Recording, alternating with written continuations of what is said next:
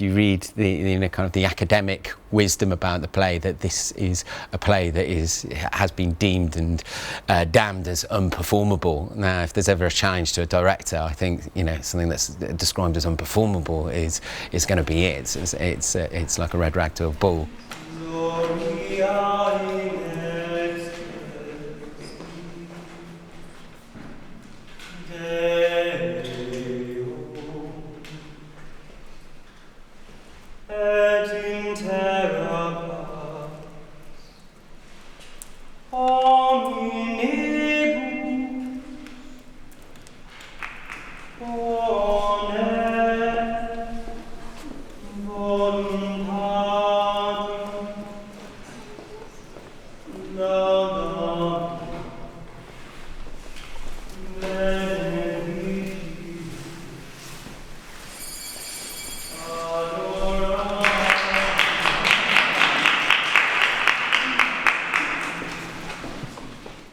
Name looms quite large and still has a kind of ghostly resonance within the modern consciousness. The name of Christopher Marlowe. He was famously impeached for saying that if there was a religion, if there was any religion, it had to be the Catholic one, because they knew about ritual, they knew about theatricality, they knew about how to display and conjure magic.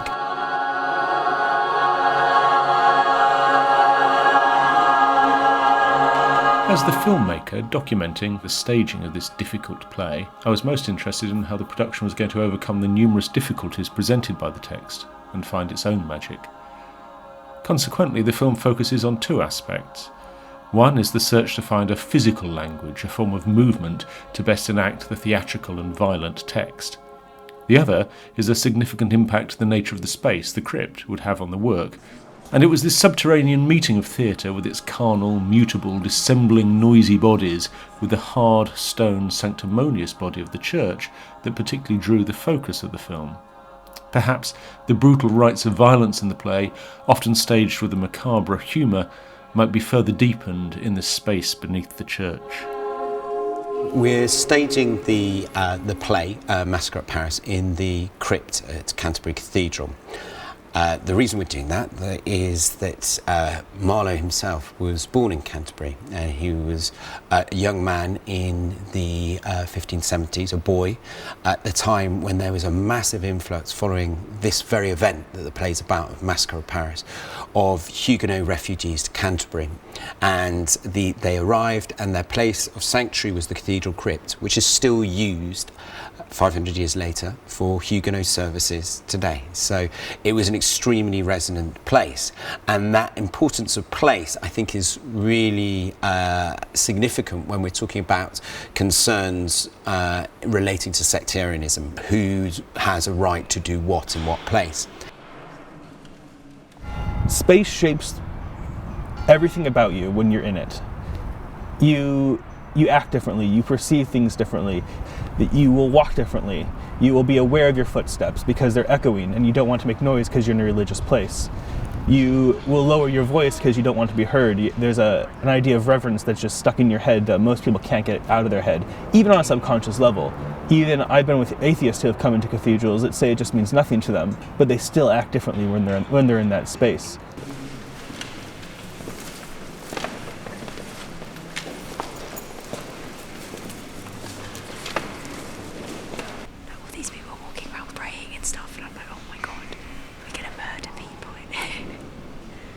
It's really cool. It's really amazing. I didn't expect, you feel really you can tell it's a really sacred place. You can really feel it. It's really amazing. Spoken voice sound. So while it's quiet, get a sense of that if you can. During their first visit, the company wandered the space, musing on its possibilities. And right on cue, a cathedral steward reminded them that speaking was not allowed in this holy place. It does show just how much a little bit of noise or a little bit of disruption or turbulence within this space causes quite a severe reaction and has quite a dramatic reaction. There are certain things, like when we raised the idea of using the chapel, the verger said, we wouldn't want you to use the altar. And actually, having heard what they said now, we have to think about what we're planning on doing in the wedding in that space, whether we can speak at all in that space. But so we'd have to do kind of things in front of the altar. So they're very much saying, you know, this is the most sacred space, as Andy was saying, in the Anglican Church. And then we'll have the butcher's block at the beginning, which can be an altar, it can be a throne, it can also be a literal butcher's block. So that'll be the kind of main furniture. But the sense we've had in talking to Lucy, the designer, is that you've got your scenography here. You don't need to add much, you know. We work with this building, and that's why we wanted to see it from day one, to get a sense of it, because this is our design in a way. You know, we'll add to it with our bodies, with our voices. The thing I'm looking at as a practitioner, like in my background, has been in movement. I worked with Katie Mitchell, the director, on a lot of productions at the Royal Shakespeare Company, National Theatre, Royal Court and the Fringe, as a movement director. And this play is quite corrupt in some ways, in that it's considered to be written up from reports by actors. So there's some bits where lines are repeated verbatim 3 scenes after they've been spoken. And it's quite chopped around, but what it has is lots of physical action. You know, it's a series of murders with a few long speeches. I talked to a colleague in English department about the play. She said, are you going to be doing it as a farce?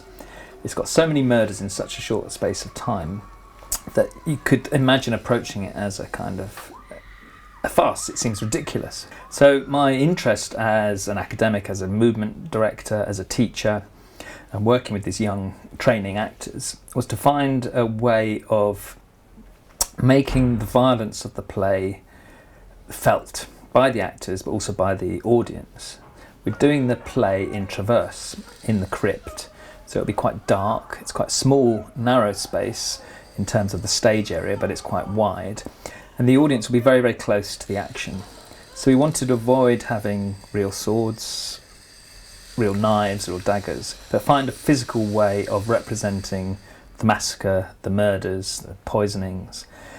So my task with the other director, Andrew Dawson, was to kind of find an appropriate style which is not balletic or mimetic, but which somehow captures the feeling of stabbing someone and of being stabbed, and yet theatricalises it at the same time. So I think physical language, which I'm used to, of working with your body, has been very helpful in terms of finding a mode of doing this, which is, I don't particularly like this word, but stylised, which is within the theatrical realm, but at the same time the audience have to see the kind of the real effect of it and the real intent, that this is a kind of quick but violent, bloody act, and it kills people, and each death has to have a consequence. Otherwise you're not really getting to the heart of the play, and it becomes farce, it becomes too light. And I think we want the audience today to feel the gravity of what happened in this secular battle. The tools, the vocabulary we were using, and this is how I work, depending on what I'm working on really, so it's the kind of the way I work, is very much with direct contact. So I always make it a guiding principle when I'm working with a new group of people, of actors, is to touch them very soon within a process, and for them to get to touch each other, to know what the weight of each other is, to know how it feels to have someone on your back, yeah, and to know how the whole group, you know, not just one person, just one partner, but by the end of the working session, you know, over a couple of days, you should know everyone's weight. And I think that's fundamental, that actually you have a sense of who these people are materially, physically. Once you have that kind of basic weight understanding of each other's bodies, there's a kind of ease that comes about, I suppose, a kind of relaxation, because you get to know each other and you start to work with people in a very material way, rather than kind of thinking about the psychology or them as social beings. You just work on a very practical, pragmatic, material level.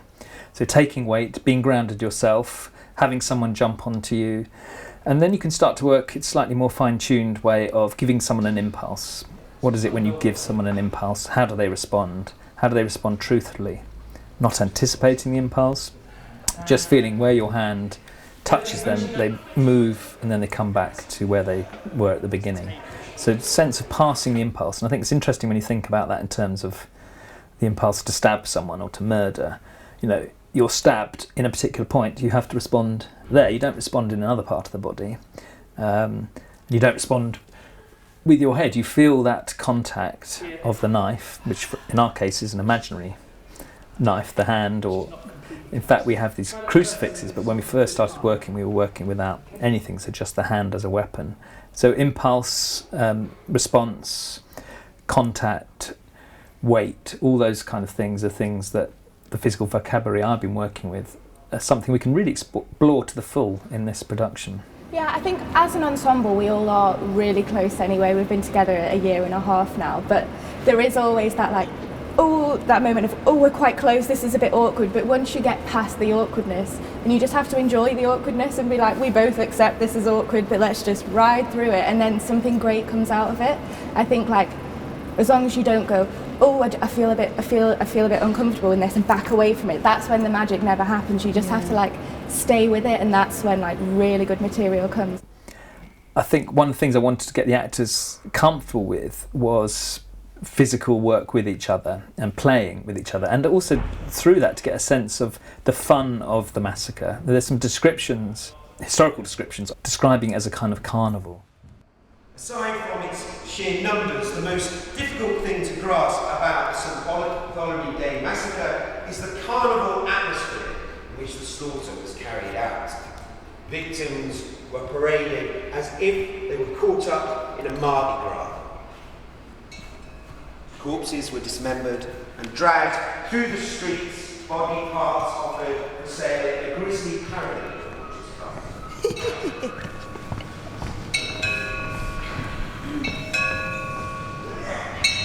And it is quite fun. It's quite scary actually how much fun you have when you're massacring as such and killing and getting, because it's that collective ego, it's that sense of adrenaline rush, which is quite primal.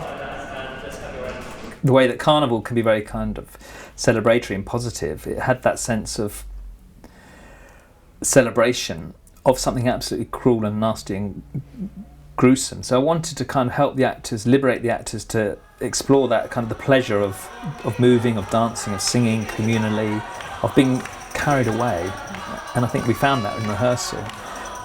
Then trying to apply it to actually something quite horrible.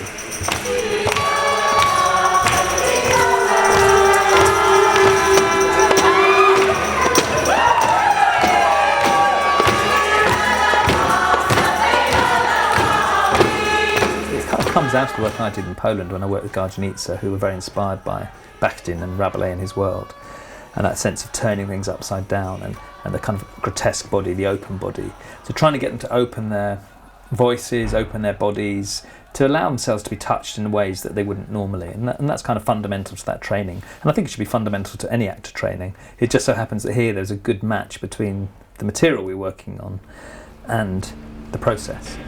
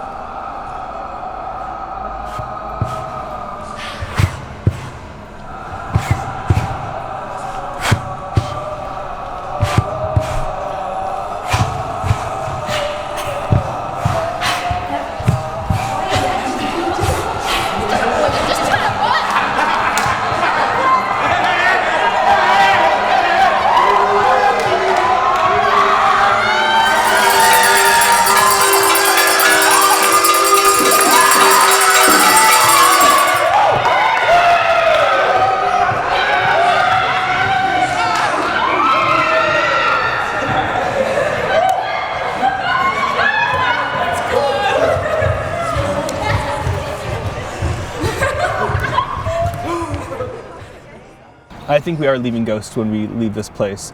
Everyone does, every tourist. I don't think necessarily everyone knows to look for that. But if you want to, they're still there. Those ghosts are still there. They're still affecting the way we look at the space now.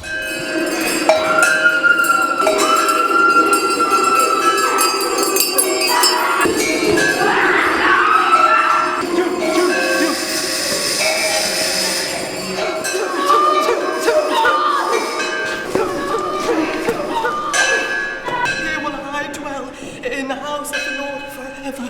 Lorraine.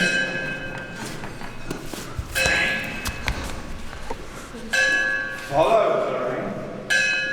Sirrah, are you a preacher of these heresies? I am a preacher to the word of God, and thou a traitor to thy soul and him. Dearly beloved brother, thus 'tis written.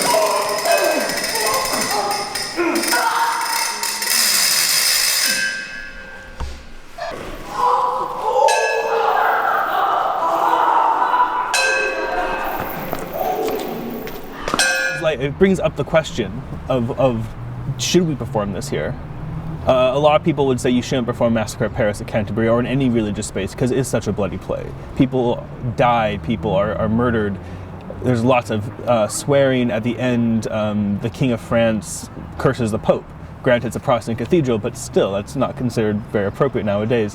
Hell just torments for his treachery. What is your highness hurt? Oh, yes, Navarre, but not to death, I hope. Now, let the house of Bourbon wear the crown, and may it never end in blood as mine hath done.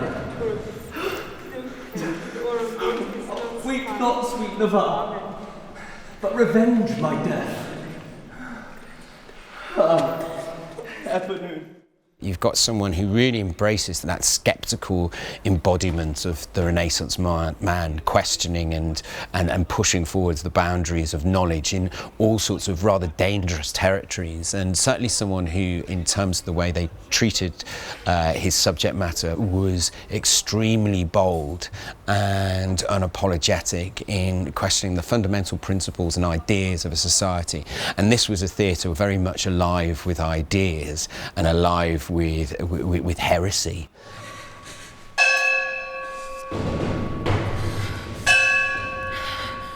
Ave Maria, gratia plena, Dominus tecum, benedicta tu in mulieribus, et benedictus fructus ventris tui peccatoribus. For to revenge is death. Et in ora...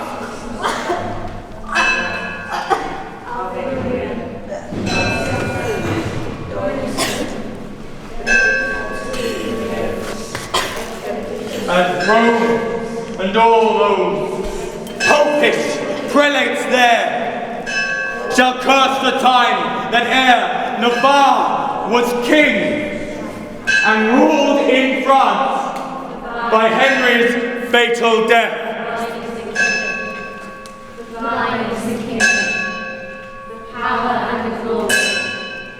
You also had the closing down of the old church dramas, of what we know through the mystery plays, and that leaves a hole, which is then seems to be replaced through the engagement with learning, with new text into a new space for theatre, and a new space for theatre seems to be demanded. That it gets driven out of the church, so the religious drama dies away, but what you get in its place is a need for a new place to house those works.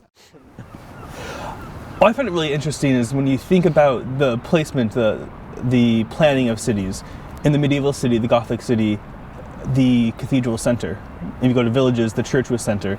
And now it's the art centers that are the center of modern cities. If you go to America, especially, the religious centers are off to the side. And you have the theaters are the center of the actual heart of the city, or some type of performance space. And here in Canterbury, where you have that, you have the Marlowe Theatre and you have Canterbury. It's interesting because it's like one is trying to take the place of the other.